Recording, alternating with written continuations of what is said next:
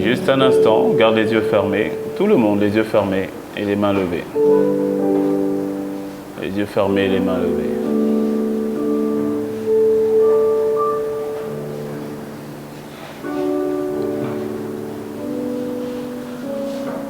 On est vendredi depuis plusieurs jours maintenant. Le Seigneur Jésus te fait du bien. Depuis plusieurs jours, le Seigneur Jésus te fait vraiment du bien.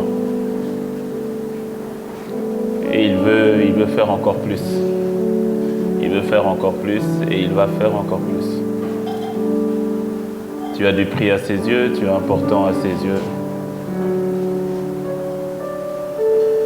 Tu as de la valeur à ses yeux. Et tu es très, très, très important à ses yeux. Quand tu lèves les mains, c'est une manière de dire « Seigneur, je m'abandonne à toi ».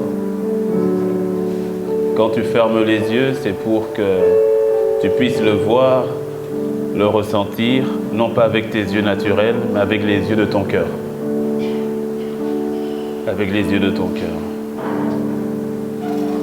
Alors lève les mains encore plus haut, lève les mains encore plus haut. Lève les mains encore plus haut. Est-ce que tu peux le voir? Est-ce que tu peux le voir avec les yeux de ton cœur? Il est présent. Si tu y crois, si tu y mets ta foi, tu vas encore le voir aujourd'hui, tu vas encore le voir ce soir, mais d'une manière différente. D'une manière différente. Jésus, touche-moi. Jésus, touche-moi. Jésus, touche-moi. Jésus, touche-moi. Jésus, touche-moi. Jésus, touche-moi. Jésus, touche-moi. Oh, Jésus, touche-moi. Jésus, je suis là.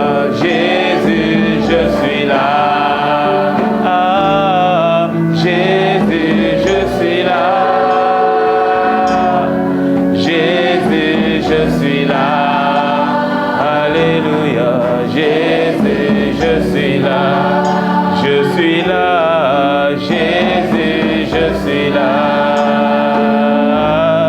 Jésus, je suis là, oui, je suis là devant toi, Jésus, je suis là, Jésus, je suis là, oui, devant toi, Jésus, je suis là,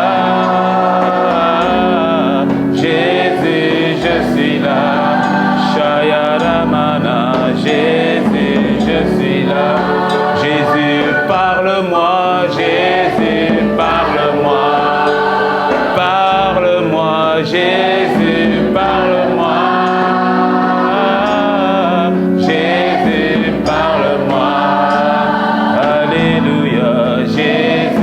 Parle-moi,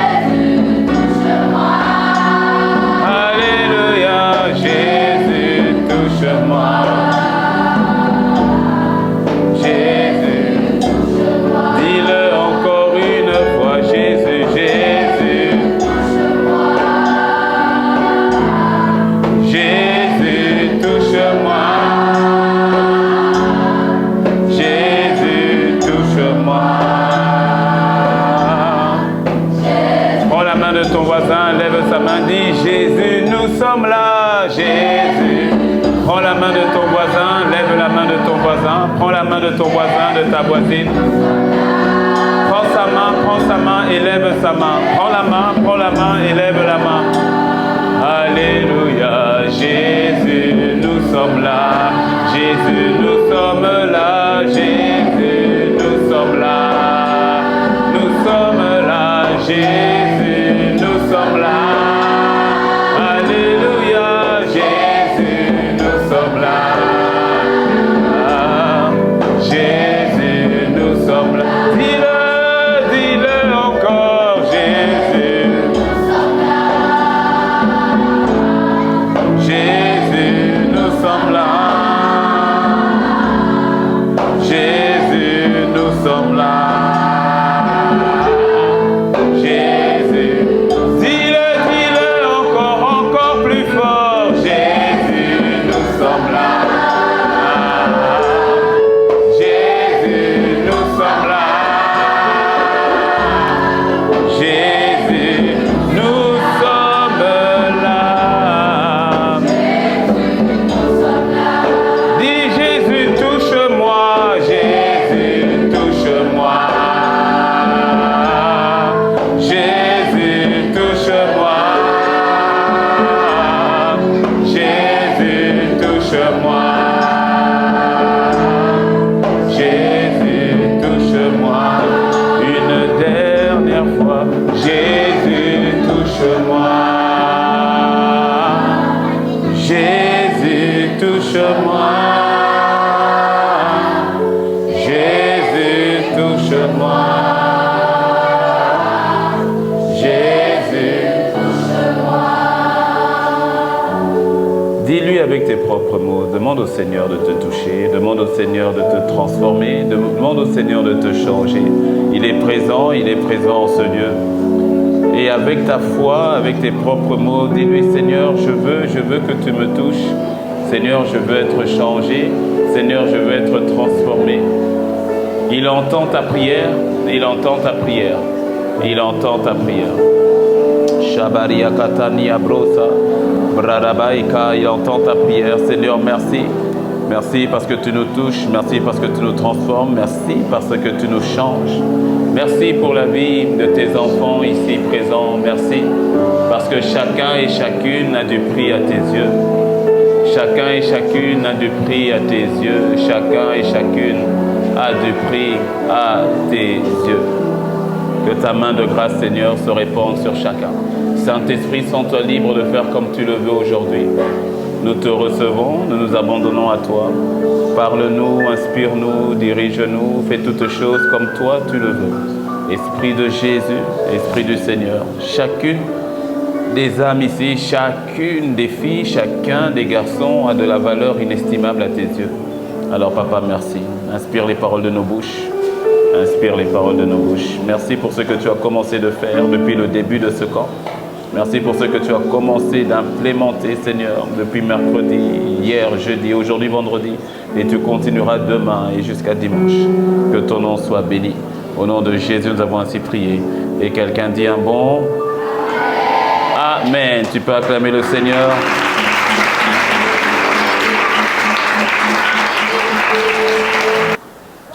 Ok.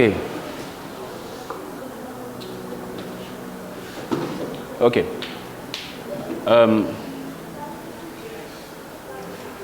Quand je vous vois,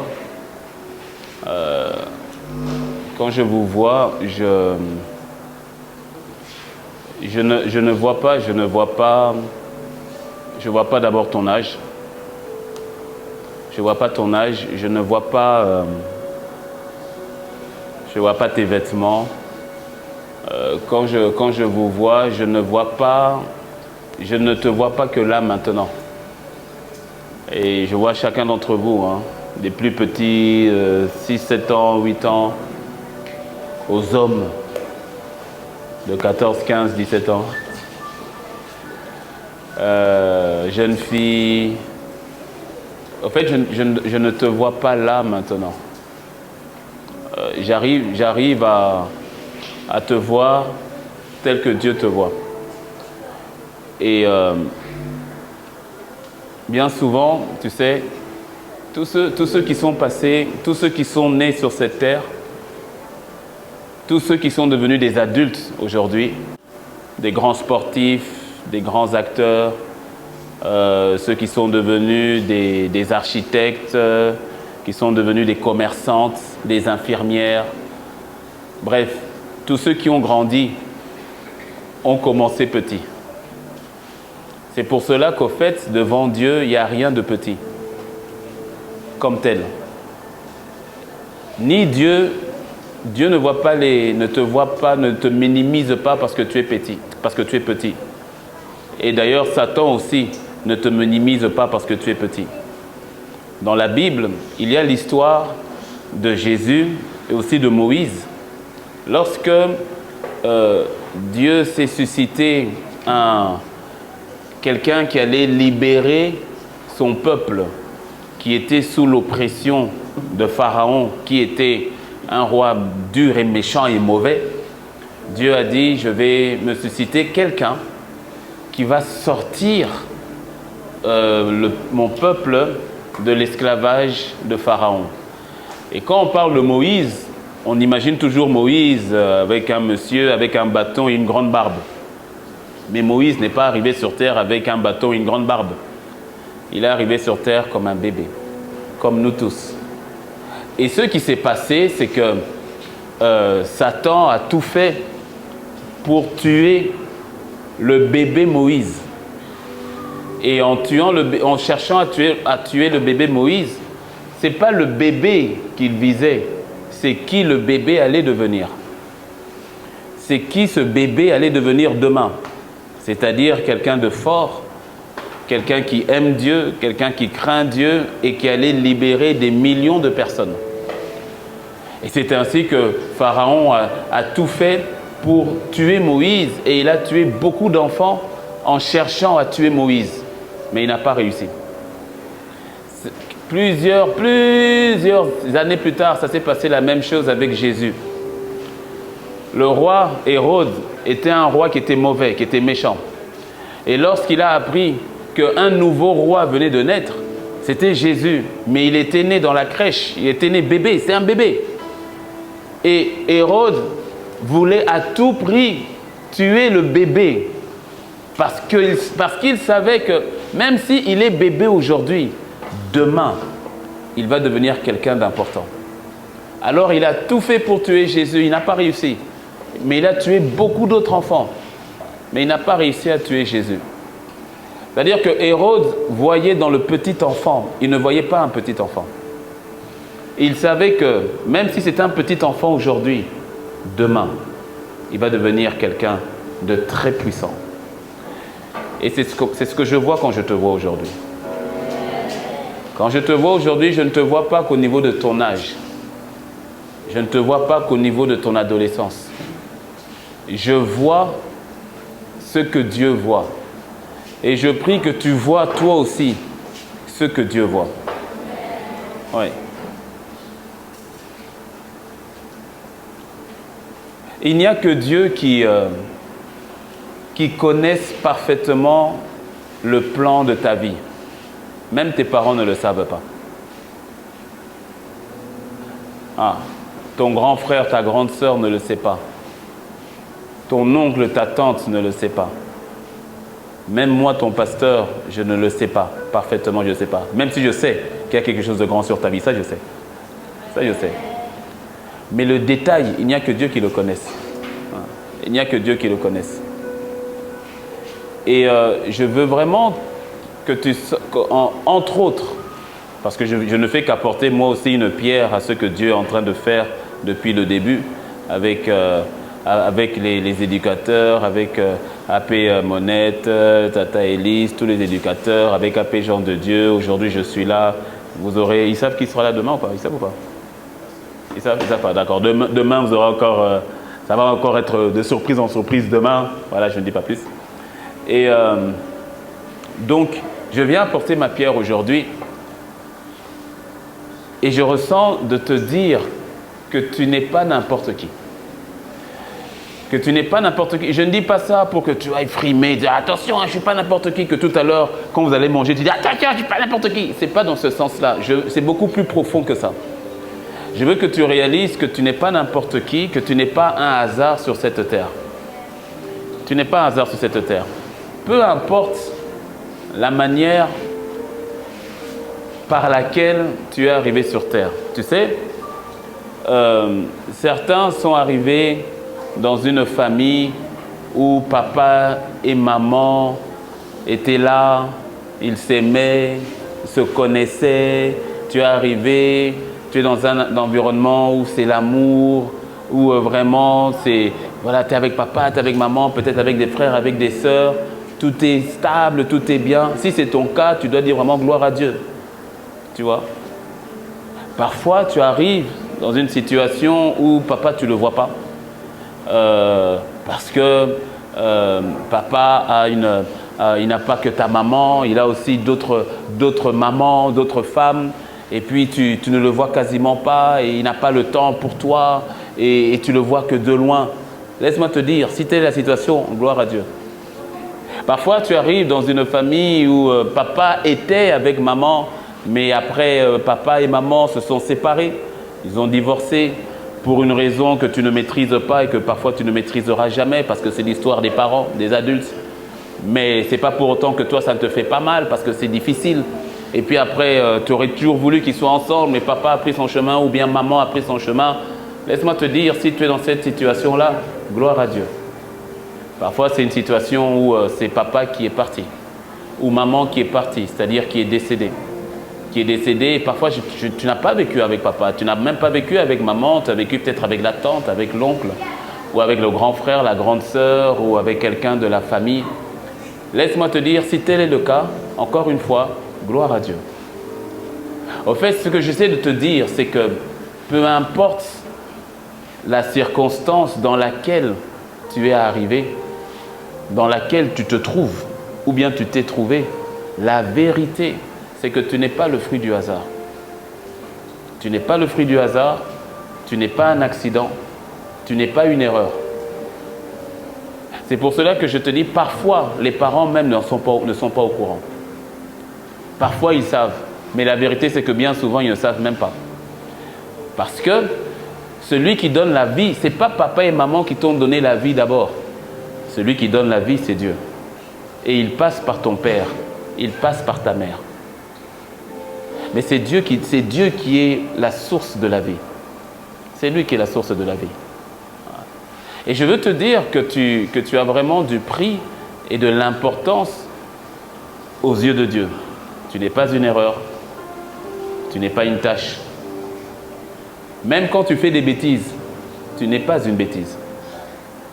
Même quand tu fais des erreurs, tu n'es pas une erreur. Même quand tu as mal fait, tu n'es pas quelqu'un de mal. Ouais. Je veux que tu puisses te voir comme Dieu te voit. Et que tu saches qu'il a des plans incroyables pour toi. Qu'il a des plans incroyables pour ta vie. Tu dois y croire. Tu dois vraiment y croire. Tu dois vraiment y croire. Mais vraiment. C'est pour cela que le diable se déchaîne contre toi. C'est pour cela qu'il va essayer, dès ton plus jeune âge, de te mettre dans des prisons, comme vous l'avez cité, de l'abandon, de la tristesse, de la rébellion, de la peur, de te mettre dans des prisons, de t'enfermer tôt, le plus tôt possible, comme il voulait tuer Moïse quand il était bébé, comme il voulait tuer Jésus quand il était bébé. Il cherche à te tuer le plus tôt possible. Si ce n'est pas te tuer physiquement, c'est de t'empêcher d'être normal, entre guillemets, le plus tôt possible. Pourquoi? Parce qu'il a peur de ce que Dieu a prévu de faire au travers de toi. Il a peur. Ouais. C'est pour cela que Jésus a dit « Laissez venir à moi les petits enfants, le royaume des cieux est pour ceux qui leur ressemblent. » Jésus aime les enfants, il aime les jeunes. En fait, Jésus t'aime grave. Ouais. Mais ne laisse rien ni personne venir te faire croire ou te faire douter des bonnes intentions de Dieu pour toi. Et ne laisse aucune circonstance venir te faire croire que Dieu s'est trompé. Il ne s'est pas trompé. Il ne s'est pas trompé. Ah, il ne s'est pas trompé du tout. Il y a des situations familiales qui ne sont pas faciles aujourd'hui. Mais demain, ça prendra un sens. Il y a certaines choses qu'on ne comprend pas tout de suite. Mais demain, ça prendra un sens. Mais je veux te faire gagner du temps et te dire déjà maintenant, je répète, tu n'es pas une erreur et Dieu ne s'est pas trompé. Il ne s'est pas trompé.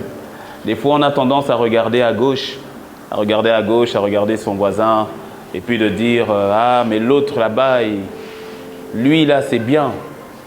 Seigneur, et pourquoi moi c'est comme ça? Et puis tu regardes, tu dis, Seigneur, mais lui là, si seulement j'avais une maman comme sa maman, si seulement j'avais un papa comme son papa, ou si seulement j'avais un papa, ou si seulement j'avais une maman, ou si seulement... Alors on se fait beaucoup de films comme ça, on se dit, ah, j'aurais dû être ça, ah, j'aurais dû vivre comme ça, ah, j'aurais dû être dans telle famille. Je te dis, tu es au bon endroit. Tu es au bon endroit. Dieu ne s'est pas trompé. Il ne s'est pas trompé. Je te promets, il ne s'est pas trompé. Il ne s'est pas trompé. Je sais que quand je le dis pour certaines personnes, tu es en train de dire, pasteur, si seulement tu savais. Ah, pasteur, si tu savais. Ah, si seulement le Seigneur pouvait faire autrement. Ah, si seulement le Seigneur avait fait autrement. Je te dis et je te répète, le Seigneur ne s'est pas trompé. Il ne s'est pas trompé. Les toutes premières années de ma vie, les 7, je peux dire entre les 7, les 11 peut-être premières années de ma vie, surtout les 7 premières années de ma vie, je m'en rappelle. Je me rappelle quand j'allais à l'école et que je voyais les parents venir déposer les enfants à l'école. Mais moi, je n'avais ni papa ni maman pour me déposer à l'école. Et pourtant, j'avais 5 ans, j'avais 6 ans, j'avais 7 ans. Et à mes 6 ans, ma mère était obligée de me montrer le chemin de l'école. Comment je devais y aller seule. Et elle me donnait les clés. Elle disait, tu vois, tu as la clé. Alors quand tu marches, et j'avais 5 ans et demi, 6 ans. Parce que j'ai commencé le... C'est quoi ici on appelle le CP? C'est ça? CP quand on commence vraiment... C'est ça, hein? CI d'abord? Non, moi, je n'ai pas fait le système français, donc c'est pour ça que c'est... Quand on commence l'école, c'est CI? Non, maternelle, c'est... CI, vraiment, c'est ça? Hein? Colonisation. Et CP, c'est quoi, alors? Mais quand l'école, on commence à quel? C'est où? C'est CI? Excusez-nous, ça fait longtemps. Bon, CI. C'est à quel âge le CI? À 4 ans? Non, c'est le CP dont je parle. C'est le CP. Pour moi, l'école, quand ça commence... CP, c'est 6 ans, non? Voilà. Donc, c'est au CP. Parce que le CP, c'est à 6 ans et moi, j'ai commencé le CP à 5 ans et demi. Voilà. C'est bon, c'est bon, c'est bon. J'ai la réponse. Alléluia, alléluia. Quand j'ai commencé le CP, c'est à 6 ans. Moi, j'ai commencé, j'avais 5 ans et demi. Et très vite, à 5 ans et demi, 6 ans, ma mère devait me montrer le chemin. Pourquoi? Parce que je ne vivais pas avec mon père. Je ne le connaissais pas d'ailleurs. Quand j'étais tout petit, je ne connaissais pas. Il était au loin. C'était en Belgique. Lui, il était au Zaïre, ou en RDC aujourd'hui. Non, je ne connaissais pas. Et ma mère, comme elle travaillait, elle était obligée de travailler tout le matin. Donc, elle n'avait pas la possibilité de m'emmener à l'école. Et donc, dès mes 5 ans et demi, 6 ans, elle me montrait le chemin de l'école. C'était à peu près à 1 kilomètre de mémoire. Et elle me montrait le chemin de l'école pour que j'y aille. Et comment j'allais commencer à faire ce chemin-là tout seul. Et quand il fallait sortir de l'école, quand tu sors de l'école, il faut que les parents viennent te chercher. Et moi, c'était quasiment... Elle pouvait venir me chercher qu'une fois sur 10. Donc bien souvent, je n'avais personne pour venir me chercher. Alors j'étais devenu expert en comédie. Quand il y a tous les enfants qui sont là entassés et quand les parents viennent, et moi je faisais « Maman, maman !» Et puis je disais « Elle est là, elle est là !» Alors j'étais le seul noir parmi les blancs. Donc on cherchait une noire, on dit « Mais elle est où ta maman? On ne la voit pas. » Elle dit « Si, elle vient de bouger là, vient de bouger là. » Et j'étais obligé de faire ça parce que sinon je restais à l'école jusqu'à 18h, jusqu'à 19h, le temps que maman termine le boulot, qu'elle vienne me chercher. Et donc il fallait que je devienne un très bon comédien. Des fois, soit pour dissimuler, ou bien pour tricher, voire mentir. Tout cela parce qu'il fallait que je sorte, que je puisse sortir de l'école comme si un adulte était venu me chercher. Et je faisais tout ce chemin-là. J'avais 6 ans, je faisais ce chemin. Je l'ai fait pendant 2 ans. Pendant mes 6 ans, pendant mes 7 ans, je rentrais à la maison tout seul, souvent, il fallait arriver. À l'époque, il n'y avait pas de micro-ondes. Donc, maman laissait la nourriture, c'était emballé, mais c'était froid. C'est pour ça qu'aujourd'hui, je mange souvent froid. Parce que j'ai développé le fait de manger la nourriture froide. Quand j'étais plus petit, il n'y avait pas de micro-ondes, donc je mangeais froid. Et des fois, je pouvais voir les autres enfants, puis je me disais, ah ouais, franchement, c'est bien vous, hein.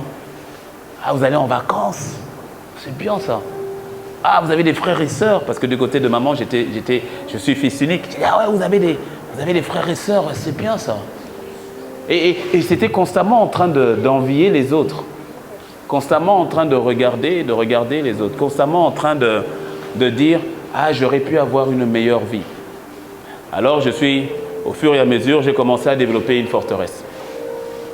Et la forteresse que j'ai commencé à développer en tant qu'enfant, ça a été cette forteresse qui consiste à chercher à toujours plaire aux gens.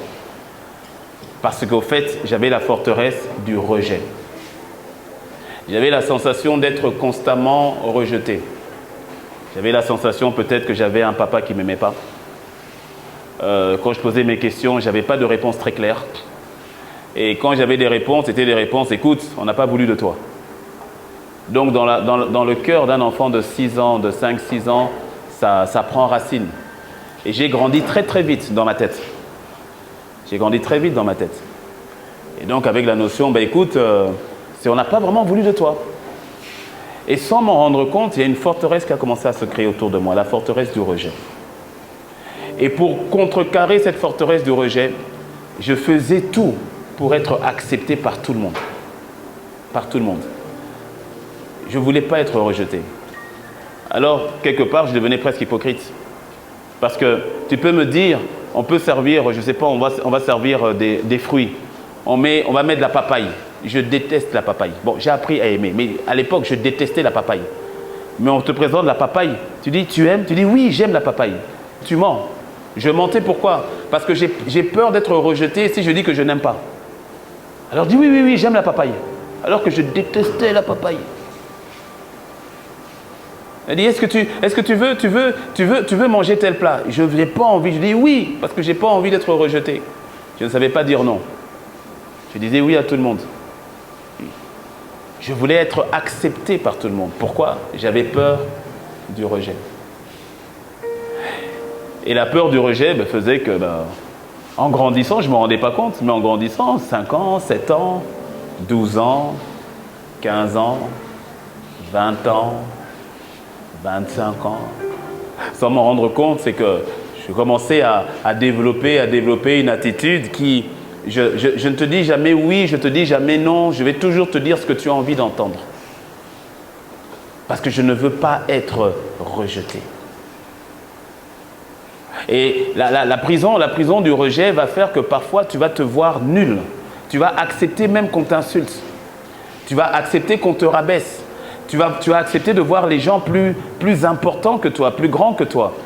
Tu vas accepter même qu'on te vole. Je me rappelle, j'avais 6 ans et là, il y avait un gars dans ma classe qui avait eu comme objectif de me voler ma voiture. C'était un petit jouet.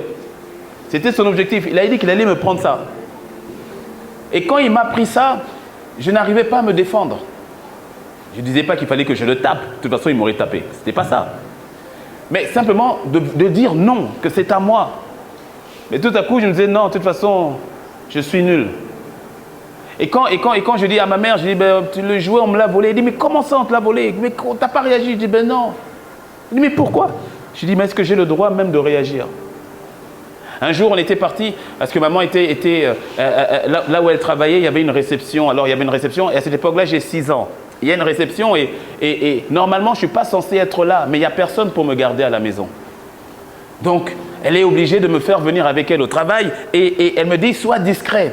Parce que si on apprend que je suis venu avec mon fils, ça va me créer des problèmes. Alors, autant que possible, j'essaie de rester discret. Mais de la même manière que vous êtes ici, je vois hein, certains enfants, à un moment donné, tu peux rester discret pendant un moment. Mais après, Alors, j'ai commencé à me faufiler dans la fête.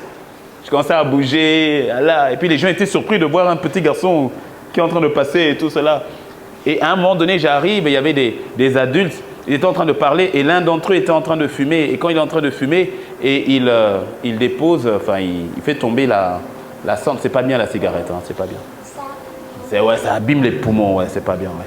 Et donc pendant qu'il fume, et puis à un moment donné, il fait tomber la cendre. Et puis quand il fait tomber, moi j'étais en dessous et ça tombe sur ma main. Et ça me brûle en même temps. En même temps. J'ai vu ma peau partir en même temps. En même temps. C'était tout chaud, c'était la cendre. Ça s'est tombé sur ma main en même temps. Mais je n'ai pas crié, j'ai rien dit. Et j'avais mal. Mais je n'ai pas crié, j'ai rien dit. Et quelques instants après, ma mère qui me voit, elle me voit comme ça, presque en train de pleurer. Elle dit, mais qu'est-ce qui se passe? Et puis quand je lui montre la main, elle crie, elle dit, ah, qu'est-ce qui s'est passé? Puis je dis, non, c'est un monsieur là, il fumait et tout. Je dis, mais tu l'as interpellé? J'ai dit, non. Je dis, mais pourquoi? Il dit, parce que d'abord, tu as dit que je ne dois pas faire de... Il dit, mais ça, il t'a blessé, mais c'est qui? Il dit, je ne sais pas, je ne peux même pas le retrouver. Mais c'était la prison du rejet. Je trouvais que je n'étais pas en droit, je n'avais pas le droit de dire que ça ne va pas. Je n'avais pas le droit de dire que j'ai mal. Si j'ai mal, j'avale. J'avale, c'est tout. Parce que la prison du rejet, lorsque tu es dans cette prison, tu réagis de ces deux manières. Soit à ma manière, où tu acceptes tous les coups, ou bien c'est l'autre extrême, où tu deviens très rebelle. Mais moi, c'était l'autre manière. Voyez. Et j'ai grandi avec ça. Alors, tu vois, pendant des moments, il y a des moments où tu te poses la question. Tu te poses la question, au fait, de savoir si véritablement Dieu te... Enfin, d'abord, à l'époque, je ne savais même pas que Dieu existe. Je savais que Dieu existait, mais sans plus. Alors, tu te poses des questions toi-même, si vraiment ta vie est importante. Tu te poses la question si ta vie vraiment en vaut la peine, au fait. Quelques années plus tard, c'est là où après j'ai pu connaître mon père et puis après savoir que j'avais des frères et sœurs. Et donc je suis arrivé un peu dans la grande famille, puis je suis arrivé au niveau de mon père. Mais au fait, le rejet était toujours là. Et un jour, je me rappelle de cette scène où j'avais 12 ans. Cette fois-ci, j'ai 12 ans. On est parti faire un voyage, on est parti aux États-Unis, au New Jersey. On est parti aux États-Unis, mais le rejet était toujours là. La situation autour avait changé. Quand maintenant je suis arrivé auprès de mon père, il y avait une certaine... il y avait des voyages, il y avait des voitures, il y avait la richesse. Franchement, c'est waouh, c'était un autre extrême. Mais le rejet était toujours là. Et c'est là où j'ai compris que la question du cœur ou la question du rejet, ça n'a rien à voir avec les circonstances extérieures. Tu peux être là où il y a la pauvreté ou là où il y a la richesse. Si à l'intérieur tu es emprisonné, tu es emprisonné. Parce que j'étais des deux côtés, mais ma situation intérieure n'avait pas changé. Parfois on se dit, il faut que la situation dehors change. Il faut que maintenant que j'ai plus d'habits, que j'ai plus d'argent, que j'ai plus ceci. Alors les choses vont changer. C'est pas vrai. C'est pas vrai. Ça ne changera pas du tout. Quand la prison est à l'intérieur, elle doit être brisée de l'intérieur. Si l'intérieur ne change pas, l'extérieur n'a aucune influence. Et ce jour-là, on est au New Jersey et puis on arrive et je me suis senti tellement seul. J'avais l'impression d'être seul au monde, que tout le monde autour de moi, ils étaient entre eux et moi, personne ne me saluait. On est arrivé, il y avait du monde. Hein. Hier, j'étais seul. Cette fois-ci, il y a du monde, mais je suis toujours seul. Et je me sens toujours rejeté. Et j'arrive et on arrive comme ça et tout le monde vient saluer les gens, mais moi on me passe comme si je n'existais pas. Et en plus je portais les valises, je ressemblais à un portier.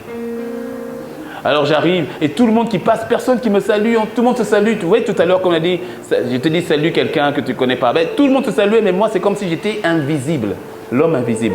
Et j'étais là avec les valises et tout le monde me dépassait, et je les vois derrière en train de se saluer et tout. Et moi je suis là avec les valises devant une maison que je ne connais pas. Alors je fais le portier, j'ai 12 ans, je viens avec les valises et je dépose des valises, je ne sais pas où les déposer. Donc je dépose des valises quelque part et je cherche où est la salle de bain. Je cherche la salle de bain, je cherche. Et quand j'ai trouvé la salle de bain, je suis rentré là-bas pour pleurer, pour m'enfermer. Et je me souviens que là, j'ai parlé à Dieu. Je lui ai dit, mais pourquoi tu m'as fait venir sur terre? J'ai dit, à quoi ça rime, au fait? J'ai dit, à quoi ça rime? J'ai dit, je ne comprends pas. Où est le but? Il dit, pourquoi même tu m'as fait venir ici en vacances? Pourquoi je suis venu ici en vacances? Pourquoi? Il dit, je ne comprends pas. What's the point? Où est le but? À quoi ça sert? Et j'étais seul dans la salle de bain en train de pleurer. Et je remercie le Seigneur parce que j'ai entendu un gros toum à la porte. Et c'était mon grand frère.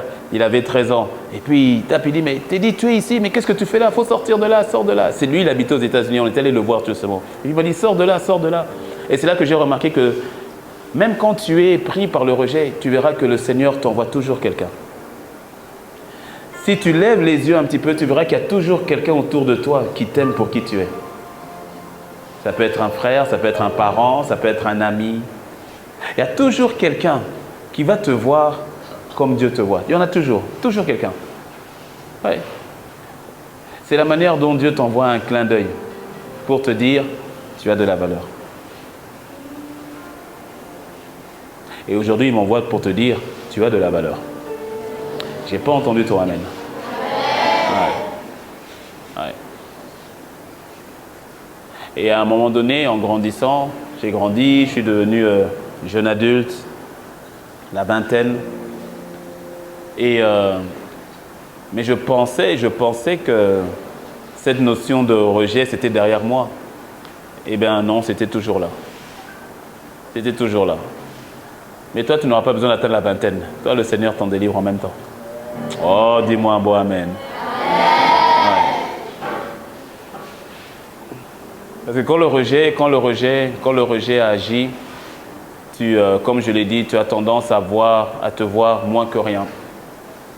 Tu as tendance à accepter les mauvaises choses pour toi. Ou je veux dire autrement, tu as tendance à croire que tu n'as pas droit au meilleur. Que tu n'as pas droit aux bonnes choses. Tu acceptes parfois d'être le souffre-douleur de quelqu'un. Tu acceptes que les gens te piétinent. Tu acceptes que les gens t'écrasent. Et parfois tu vas dire, non, moi je suis quelqu'un de humble. Ce n'est pas de l'humilité, ce sont les symptômes du rejet. Voilà.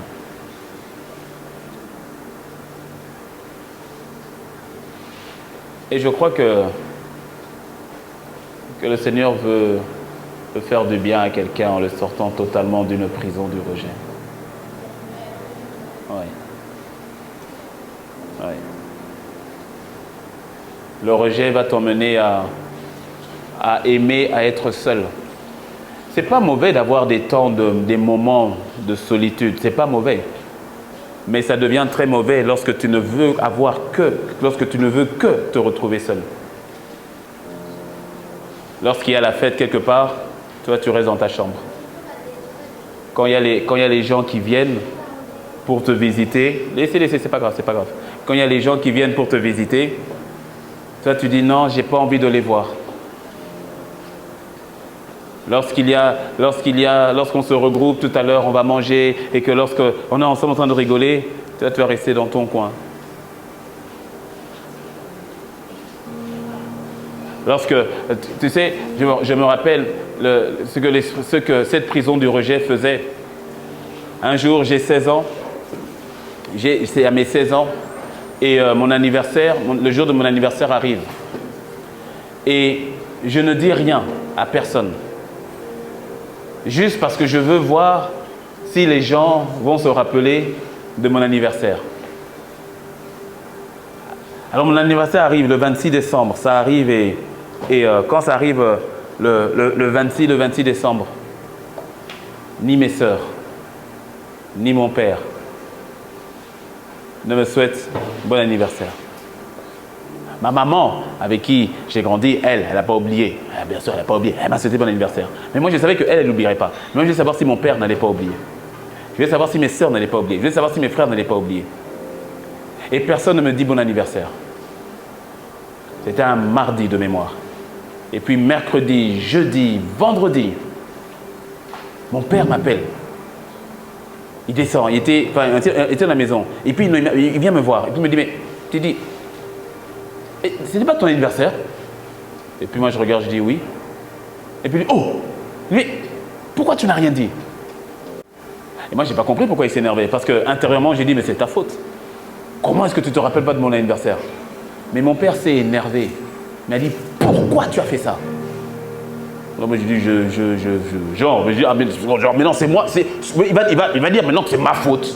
Il oublie mon anniversaire, mais maintenant il va dire que c'est ma faute. Mais il m'a dit, mais pourquoi tu as fait ça? Alors moi, je ne comprends pas. Je dis, j'ai fait quoi? Il dit, mais pourquoi tu n'as pas rappelé que c'est ton anniversaire? Je dis, alors attends, moi je dis, mais c'est pas à moi de rappeler que c'est mon anniversaire. C'est à vous de vous rappeler que c'est mon anniversaire. C'était l'esprit de rejet qui faisait ça. Pourquoi? Parce que quand ils m'ont pas souhaité bon anniversaire, il y a une voix qui a dit, tu vois, ils t'ont oublié. Tu vois, tu ne vaux rien. Tu vois, est-ce qu'ils t'aiment même? Tu vois? Et puis moi, intérieurement, je dis, c'est vrai, hein, ils ne m'ont pas appelé. C'est vrai, hein, ils ne m'ont rien dit. C'était la prison du rejet. Et il m'a dit, quand c'est l'anniversaire de tes sœurs, tu ne vois pas qu'elle claironne, elle dit, il ne faut pas oublier, hein, c'est mon anniversaire, hein, demain, hein, n'oubliez pas. Et pourquoi toi, tu n'as rien dit? Alors sur le coup, moi j'ai resté mordicus, je disais, non, c'est ta faute, c'est votre faute. C'était à vous de vous rappeler. Mais au fait, non. C'était la prison du rejet. La prison du rejet va t'emmener après à te morfondre sur toi-même. Personne ne m'aime. Personne ne se soucie de moi. Personne ne veut de moi. Je n'ai pas d'importance aux yeux des gens. Alors qu'il y a des gens qui t'aiment. Alors qu'il y a des gens devant qui te la valeur. Mais tu vas dire non, c'est pas vrai. Et tu vas commencer à dire d'ailleurs, c'est faux, tu ne m'aimes pas. Quand une personne dit je t'aime, tu dis non, c'est pas vrai, tu ne m'aimes pas. Quand j'avais 12 ans, ma tante, je viens et je lui dis, fais-moi un cadeau. Et fais-moi un cadeau. Et puis elle dit, ah, un cadeau. Elle dit, bon, d'accord. Qu'est-ce que tu veux? Et à l'époque, j'aimais bien les chaînettes un peu dorées en or. J'ai dit, je veux une chaîne au poignet, je veux un bracelet au poignet et je veux une chaîne au cou. Et puis elle dit, ah, mon petit, bon, c'est pas facile à trouver, hein, mais je vais te trouver. Mais elle n'a pas pu trouver comme telle. Parce que ce que je demandais n'était pas facile. Et puis un jour, je suis venu, je lui dire, tu vois, Tantine, tu ne m'aimes pas. Elle a été choquée, elle dit, mais comment tu peux dire ça? Comment tu peux me dire que je ne t'aime pas? Elle dit, oui, parce que tu ne m'as pas offert le cadeau que je t'ai demandé. Elle était énervée et choquée. Et moi, je ne comprenais pas pourquoi elle était énervée et choquée. Parce qu'après tout, tu ne m'as pas fait le cadeau que je t'ai demandé. C'était la prison du rejet. Qui t'emmène à dire, oui, les gens ne m'aiment pas. Et quelque part, je savais qu'en lui demandant de me faire ce cadeau, je savais que c'était un cadeau qui est cher. Et je savais qu'elle n'avait pas les moyens de me le faire. Et donc, c'était une occasion que lorsqu'elle ne pourra pas le faire, que je trouve une occasion de dire, voilà, tu ne m'aimes pas. Voilà, je suis mal aimé. Ça, c'est la prison du rejet. Et cette prison du rejet va faire que ce soit dans la maison, que ce soit à l'école, que ce soit à l'église, que ce soit avec les amis, sans t'en rendre compte, cette prison du rejet va faire en sorte que les personnes te rejettent. Parce que plus tu gardes ça dans le cœur, on ne m'aime pas, les gens ne m'aiment pas, mon père ne m'aime pas, ma mère ne m'aime pas, le pasteur ne m'aime pas, les responsables ne m'aiment pas, personne ne m'aime. Quand tu gardes ces voix, tu gardes ça dans ton cœur, mais qu'est-ce qui se passe? C'est que même les personnes qui t'aiment, sans t'en rendre compte, tu les repousses. Même les personnes qui veulent te faire du bien, sans t'en rendre compte, tu les rejettes. Même les personnes qui disent t'aimer, sans t'en rendre compte, tu refuses leur amour. Et effectivement, à un moment donné, c'est comme si tu as mis tellement des barrières, des forteresses autour de toi, que ceux qui veulent t'aimer ne peuvent plus t'aimer. Et c'est là où tu te retrouves, mais alors véritablement seul. Et alors cette voix vient en te disant, tu vois, je t'avais dit non, les gens ne t'aiment pas. Où est Dieu? Même Dieu t'a oublié. Et c'est là que ces voix viennent. C'est un mensonge de l'ennemi. C'est un mensonge de Satan. Un gros mensonge. Dis avec moi, mensonge. Dis plus fort, mensonge. C'est un gros mensonge. C'est un très, très, très gros mensonge. Très gros mensonge. Ouais. Parce que cette voix du mensonge va venir maintenant te montrer que tu ne vaux rien, que tu ne peux rien, que tu ne sais rien. Ça encore, c'est un mensonge. Un très gros mensonge de l'ennemi.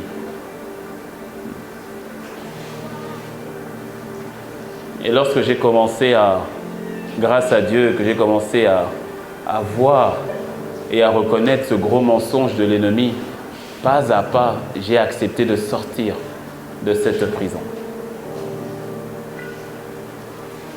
J'ai accepté de sortir de cette prison, j'ai accepté de rappeler mes anniversaires.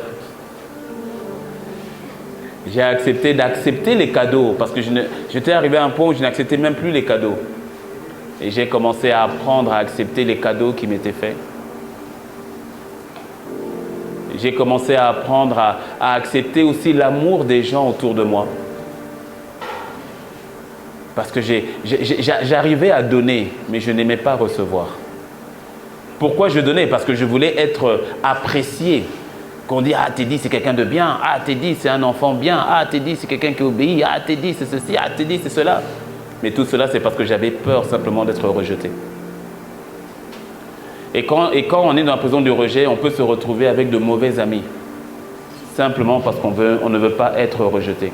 On peut se retrouver à faire des choses qu'on sait qu'on ne doit pas faire. Simplement pour être avec des copains qui ne sont pas de bons copains. Mais parce qu'on ne veut pas être rejeté de la bande. Mais la bonne nouvelle, c'est que quand Jésus est dans ton cœur, tu n'es pas rejeté, tu es accepté. Dis à ton voisin, tu es accepté. Dis à ton voisin, tu es accepté. Oh, dis-lui bien, dis-lui, je te dis que... dis-lui, je te dis que... Dis bien le que là, je te dis que... Tu es accepté. Bon, secoue-le un peu, dis-lui, je te dis que... Tu es accepté. Dieu t'a accepté. Dieu t'a désiré. Dieu t'a aimé. Tu n'es pas rejeté. Secoue-le encore, dis-lui, je te dis que... Je te dis que... Je te dis que... Tu es accepté. Tu n'es pas rejeté. Maintenant, dis, je suis accepté. Je suis accepté. Tape la poitrine, dis, Dieu m'a accepté. Il ne m'a pas rejeté. Dis, Seigneur, merci. Parce que tu m'as accepté. Ouais. Ah. J'ai mon petit frère. On a 17 ans de différence. Et c'est le tout dernier qui est arrivé dans la famille. Et c'est bien, il a la même onction que son grand frère.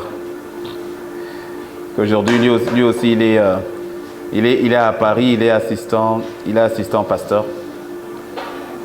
Et il m'a envoyé, la semaine dernière, il m'a envoyé une vidéo. Et puis il m'a dit, oh grand frère, qu'est-ce que t'en penses et tout. J'ai une vidéo, je voudrais la poster sur Instagram. Mais dis-moi ce que tu en penses. Alors il m'a envoyé la vidéo. Et puis j'ai dit, waouh mon gars. J'ai dit, c'est juste 1 minute. J'ai dit, c'est trop fort. J'ai dit, c'est trop fort. Et c'est tellement trop fort que je vais te la faire écouter. J'ai dit, ta vidéo, elle est trop forte.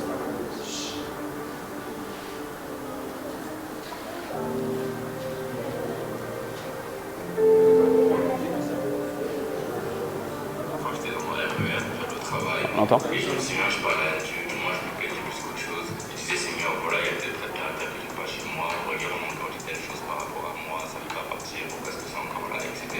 Vous entendez ou pas ? Quand je parlais à Dieu, le Seigneur me dit, mon fils, je ne t'aime pas. Je dis, Seigneur, comment ça se passe ? Bon, il parle aussi vite que son grand frère. Bon, je vais le dire. Ok ? Il disait, il était une fois dans le train et le Seigneur, il était en train de méditer par rapport à lui-même. en disant « Ah, il y a telle chose encore qui n'est pas bien, il y a telle chose que je dois améliorer, il y a telle chose que je dois améliorer dans mon caractère, il y a telle chose que je dois changer, telle chose que je dois changer. » Et il était en train de d'énumérer tout ça. Et puis, il entend la voix de Dieu qui lui dit « Mon fils, tu ne t'aimes pas. » Il dit « What ?» Il dit « Oui, tu ne t'aimes pas. » Il dit « Mais pourquoi ça ?» Il dit « Tu ne t'aimes pas parce que tu ne vois que tes défauts. Tu ne vois que tes problèmes. » Et puis le passage qui dit « Tu aimeras le prochain comme toi-même » lui revient. Il dit « Comment est-ce que tu peux aimer le prochain avec ses défauts si tu ne sais pas t'aimer toi-même avec tes propres défauts ?» J'ai dit « Waouh !» J'ai dit « J'avais même pas vu ça moi-même. » Parce que parfois, vous voyez, et l'esprit de rejet, la prison du rejet est très, très, très, très fort sur ce point-là. Tu ne vas jamais accepter le fait que tu es quelqu'un de bien. Tu vas toujours voir ce qui ne va pas. Tu vas toujours voir ce qui ne... Parce que bien souvent, la prison du rejet provient des mauvaises paroles aussi qu'on a reçues, qu'on a entendues et que l'on a acceptées. Et tu vas toujours voir, accepter qu'on a dit, oui, toi, tu n'es pas bien, toi, tu es mauvaise, toi, tu es bête, et toi, tu es ceci, toi, tu es cela. Et quand tu acceptes cela, quand tu gardes ça dans le cœur, ces paroles t'emmènent à te rejeter toi-même et à ne pas t'accepter tel que tu es. Tu sais, Dieu n'attend pas que tu sois parfait pour t'aimer. Il t'a aimé dans ton imperfection. C'est-à-dire, Dieu n'attend pas que tu sois sage pour t'aimer. Même quand tu n'es pas sage, il t'a aimé. Je peux le redire. Dieu n'a pas attendu ou il n'attend pas que tu deviennes quelqu'un de sage pour t'aimer. Même dans ton impolitesse, il t'a aimé. Oh, je crois que je dois le redire encore. Dieu n'attend pas que tu deviennes poli avant de t'aimer. Même quand tu étais impoli, il t'a aimé.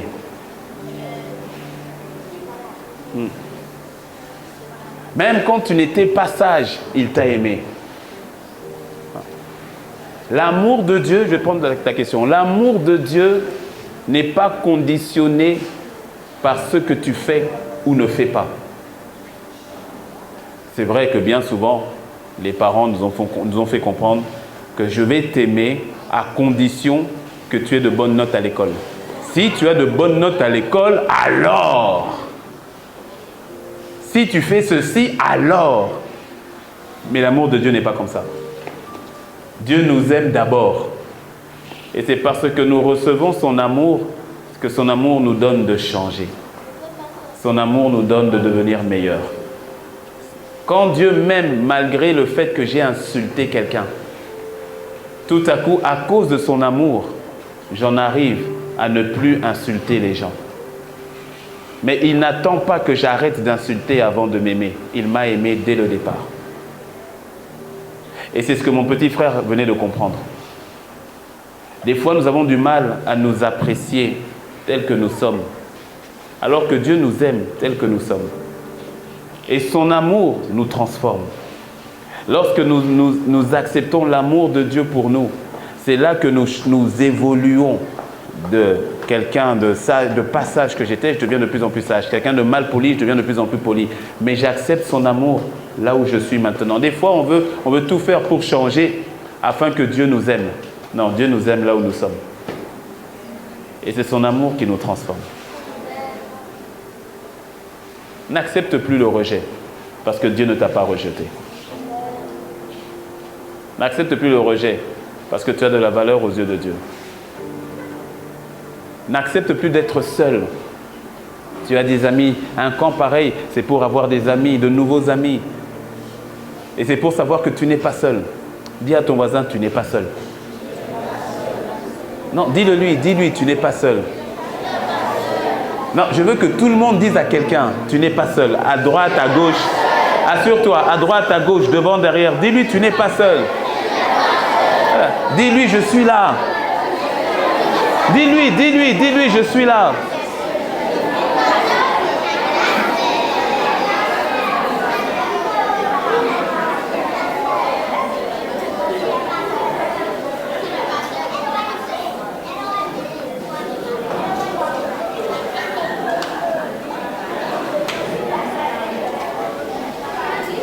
Gloire à Dieu.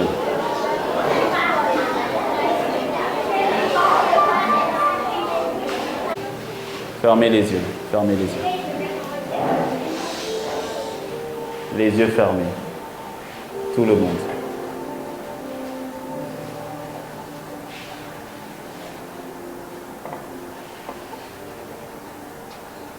Il y a ce que j'ai dit par rapport à la prison du rejet.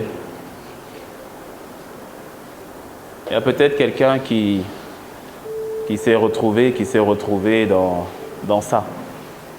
C'est-à-dire, c'est marrant parce que quand le pasteur il parlait, ça me fait penser à moi.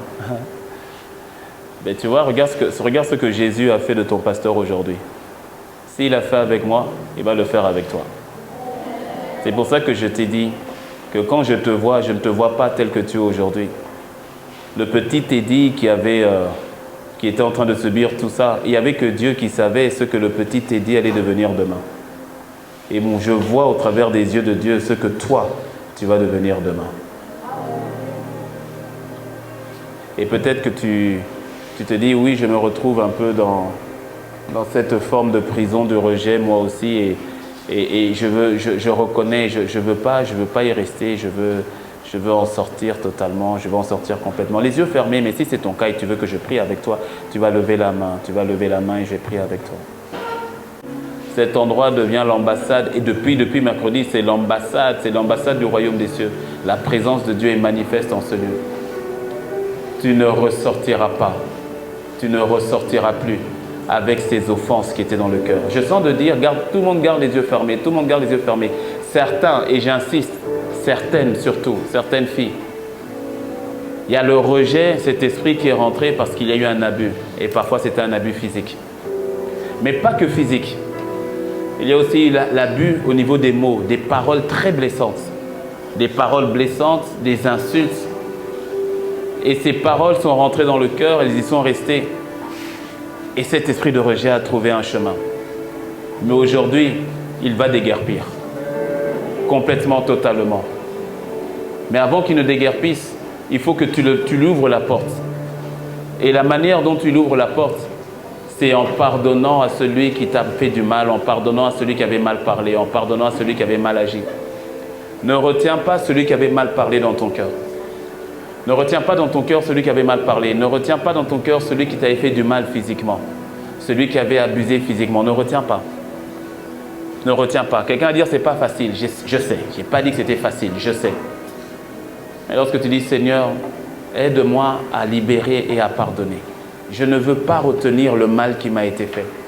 Je ne veux pas retenir l'abus qui m'a été fait. Je ne veux pas le retenir. Je ne veux pas. Je veux m'en libérer complètement, totalement. Je veux m'en libérer complètement et totalement. Lorsque tu le dis, lorsque tu le demandes au Seigneur, Seigneur, aide-moi, le Seigneur le fait. À ce moment-là, le Seigneur le fait. À ce moment-là, le Seigneur le fait. Nous avons tous les yeux fermés, mais si c'est ton cas et tu dis, j'ai besoin de cette aide, que le Seigneur m'aide à pardonner celle qui avait abusé en parole ou qui avait abusé physiquement. Je dis, Seigneur, j'ai besoin d'aide pour pardonner. Si c'est ton cas, lève la main, les yeux fermés. Mais si c'est ton cas, lève la main, je vais prier maintenant pour toi. Ok, garde la main levée, garde la main levée, garde la main levée, si c'est ton cas. Uniquement si tu n'es pas obligé, mais si tu te retrouves. Et si tu lèves la main, ça veut dire que tu prends la décision, que tu es d'accord pour pardonner, libérer. Mais de dire, Seigneur, j'ai besoin de ton aide. Seigneur, j'ai besoin de ton aide. Et certains d'entre vous, c'est les parents. Mais je vois aussi, il y a parfois des grands frères, des grands cousins, des oncles, des tantes. Peu importe qui c'est. Peu importe qui c'est. Garde la main levée, garde la main levée. Seigneur, regarde la main de tes enfants ici levée. Père, je prie maintenant par la puissance du Saint-Esprit et dans l'autorité du nom de Jésus. Par l'autorité du nom de Jésus. Que ta grâce soit libérée maintenant sur tes enfants. Que ta grâce soit libérée maintenant sur tes enfants. La capacité à lâcher prise. La capacité à lâcher prise. La capacité à pardonner qui vient de toi. Qui vient de toi. Que celle-ci maintenant repose sur le cœur de ma sœur, sur le cœur de mon frère, sur le cœur de ton fils, sur le cœur de ta fille maintenant dans le nom de Jésus. Cette capacité à pardonner, à lâcher prise.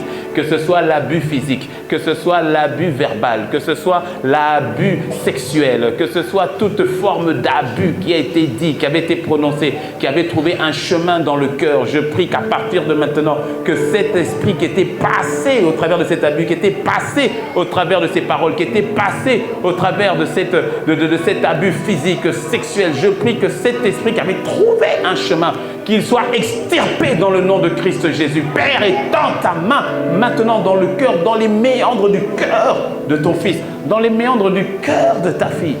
Et qu'il y ait une extraction totale et complète. Totale et complète. Tu donnes la capacité à mon frère, tu donnes la capacité à ma soeur, à ta fille, à ton fils, maintenant, de lâcher prise et de libérer. Et de libérer, et de libérer, de libérer complètement, de libérer totalement. Seigneur, fais-le. Papa, fais-le. Et que tout esprit de rejet, que toute prison du rejet, qu'elle soit anéantie maintenant dans le nom de Jésus. Que toute forteresse du rejet soit détruite dans ta vie dans le nom de Jésus. Que toute forteresse du rejet soit renversée dans ton cœur dans le nom de Jésus. L'amour de Dieu, la paix de Dieu, l'acceptation du Seigneur soit ton partage. Il t'a aimé, il t'a choisi, il t'a désiré. Avant même que tu ne le connaisses, il t'avait déjà aimé. Que cette paix, que son amour, que cette grâce soit ton partage. Que cette paix, que son amour et cette grâce soient ton partage. Lève les mains, dis Jésus, tu m'as aimé, ton sang m'a racheté, ton sang.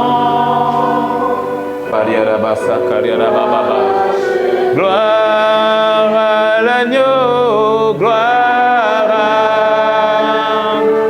l'agneau de Dieu.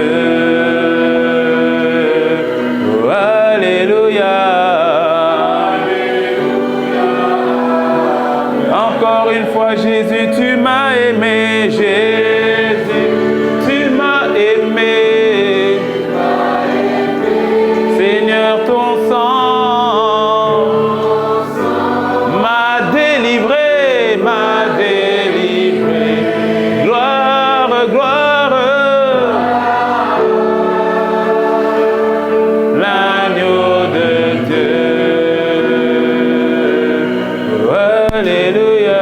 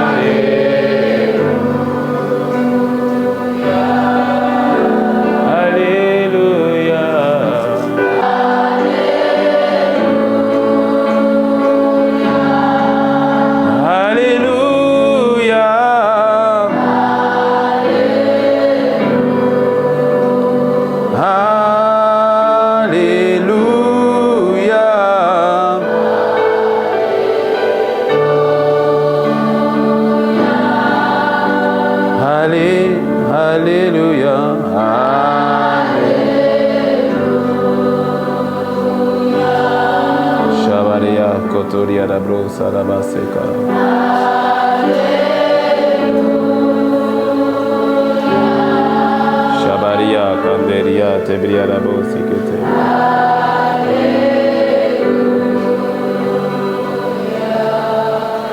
Seigneur, merci pour ce temps, merci pour ce moment. Merci Seigneur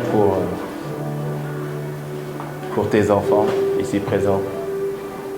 Merci pour cette profonde libération dans le cœur de chacun et de chacune. Je prie que ce dépôt demeure. Cette belle œuvre que tu as commencée, tu es celui qui l'achève parfaitement. Chacun ici a de l'importance à tes yeux. Chacun ici, non seulement est appelé par toi, mais va te servir, te sert et te servira dans une dimension incroyable.